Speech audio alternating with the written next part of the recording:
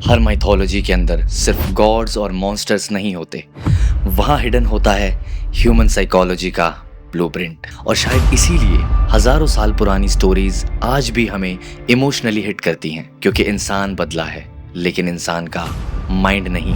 Hello दोस्तों, आज हम एक ऐसे टॉपिक पर बात करने वाले हैं जो माइथोलॉजी, साइकोलॉजी, फिलॉसफी और ह्यूमन सफरिंग को एक साथ कनेक्ट करता है। एक ऐसा कॉन्सेप्ट जो एक्सप्लेन करता है कि क्यों हर कल्चर में ऑलमोस्ट सेम स्टोरीज मिलती हैं। एक हीरो, एक विलन, एक जर्नी, एक वॉर, एक सैक्रिफाइस और एंड में ट्रांसफॉर्मेशन।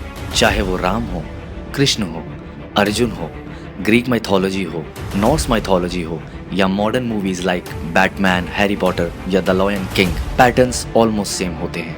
लेकिन सवाल ये है, आखिर क्यों?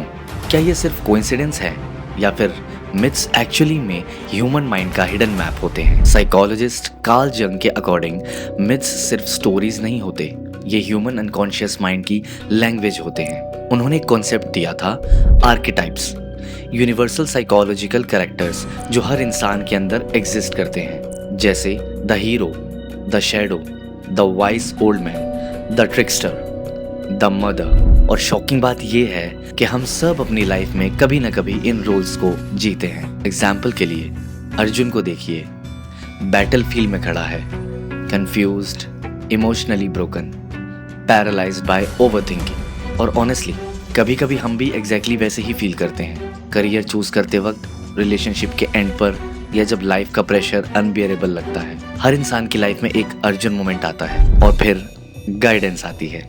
जैसे कृष्ण ने अर्जुन को गाइड किया, वैसे ही रियल लाइफ में कभी पेरेंट्स, कभी टीचर, कभी एक दोस्त या कभी हमारी ओन इनर वॉइस हमें डायरेक्शन देती है। अब यहाँ से चीज़ और डीप हो जाती है। मॉडर्न साइकोलॉजी जो आज डिस्कवर कर रही है, माइथोलॉजी उसे हजारों साल पहले समझ चुकी थी।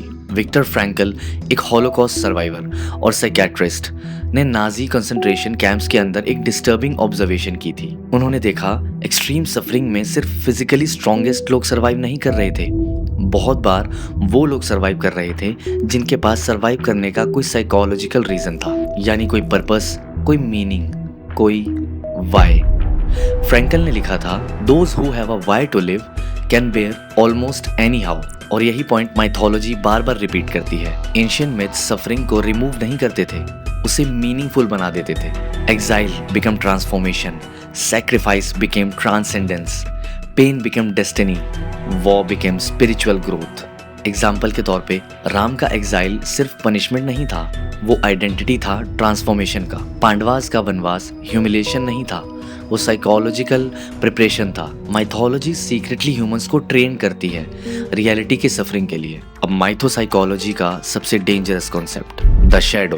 कार्ल जंग के अकॉर्डिंग शैडो मतलब पर्सनैलिटी का वो हिडन डार्क साइड जिसे हम एक्सेप्ट नहीं करना चाहते, जैसे कि फियर यानी डर, एंगर यानी गुस्सा, ग्रीड यानी लालच, जेलसी यानी जलन, ईगो यानी अहंकार। और माइथोलॉजी में विलन्स ऑफन इसी शैडो का रिप्रेजेंटेशन होते हैं। एग्जाम्पल, रावण स्टूपिड नहीं था, वो एक्स्ट्रा ऑर्डिनरीली इंटेलिजेंट था, स्कॉलर था, पावरफुल था, लेकिन उसका ईगो उसकी डिस्ट्रक्शन बन गया। और यही रियल लाइफ में भी होता है, कभी ईगो रिलेशनशिप्स डिस्ट्रॉय करता है, कभी एंगर करियर डिस्ट्रॉय करता है, कभी डर इंसान को खुद से ही दूर कर देता है। इसीलिए माइथोलॉजी आज भी रिलेवेंट है, क्योंकि मॉन्स्टर्स चेंज हो गए हैं लेकिन ह्यूमन इमोशंस नहीं। पहले ड्रैगन्स होते थे, आज एंजाइटी है। पहले डीमंस होते थे, आज डिप्रेशन और ओवरथिंकिंग है। फॉर्म्स बदल गए हैं, बैटल वही है। जोसेफ कैंपबेल ने दुनिया भर की थाउजेंड्स ऑफ मिथ स्टडी करके डिस्कवर किया कि ऑलमोस्ट हर माइथोलॉजी एक सेम साइकोलॉजिकल स्ट्रक्चर फॉलो करती है, द हीरोज जर्नी। उसके स्टेजेस कुछ ऐसे होते हैं, first ordinary life, second sudden suffering, third isolation, fourth temptation, fifth inner death, sixth transformation, seventh return stronger. और शॉकिंग बात, ये पैटर्न सिर्फ स्टोरीज में नहीं, ह्यूमन लाइफ में भी होता है। Heartbreak, failure, loneliness, identity crisis, यह सब साइकोलॉजिकली एक death and rebirth cycle create करते हैं। इसीलिए फीनिक्स का सिंबल ऑलमोस्ट हर कल्चर में मिलता है, डिस्ट्रॉय होकर फिर दोबारा राइज होना। एंशिएंट ह्यूमंस गॉड्स को सिर्फ वर्शिप नहीं करते थे, वो एक्चुअली अपनी इमोशंस को डिवाइन फॉर्म्स में प्रोजेक्ट कर रहे थे। Shiva represented destruction of ego and rebirth. Krishna represented calm, intelligence during chaos. Kali represented destructive force against evil. Hades represented fear of death and the unconscious mind. Mythology externalize emotions ताकि humans खुद को समझ सके. So maybe mythology was never really about gods in the sky. Maybe it was about the human mind trying to survive itself. Maybe ancient humans understood one truth very deeply. Humans don't just need happiness, they need meaning. Because happiness temporary होती है, लेकिन meaning suffering को structure देता है, और structure human mind को collapse होने से बचाता है। तो अगली बार जब आप कोई माइथोलॉजिकल स्टोरी देखें, उसे सिर्फ एक कहानी मत समझना। हो सकता है वो स्टोरी एक्चुअली आपके ही माइंड का रिफ्लेक्शन हो।